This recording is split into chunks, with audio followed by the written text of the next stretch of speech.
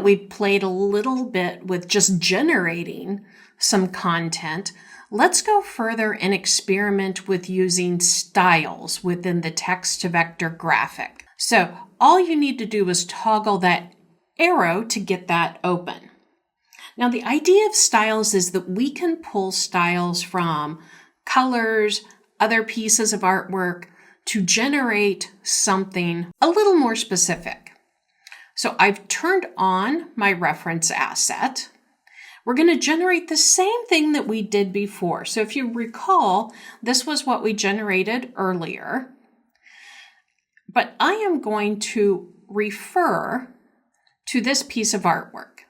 Now, once I've selected my artwork, if I generate, it will replace this. So I've selected my artwork, and I'm just going to click over here now. So I'll go ahead and hit generate. And the idea is it's going to pick up maybe some of the art style, colors, things like that in this design. So let's look at a couple of our references.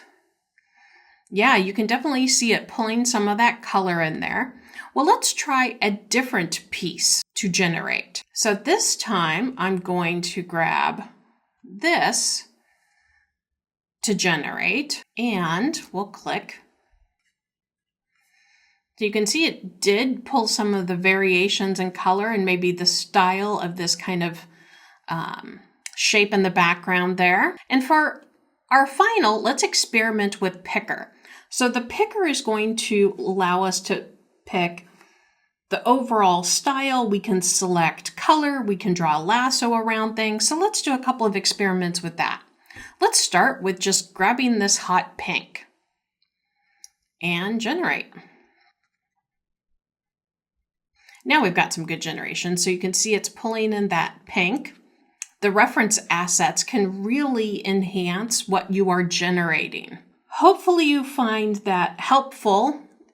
In our next video, we're going to look at generating patterns and some hints about how you can use that in your work.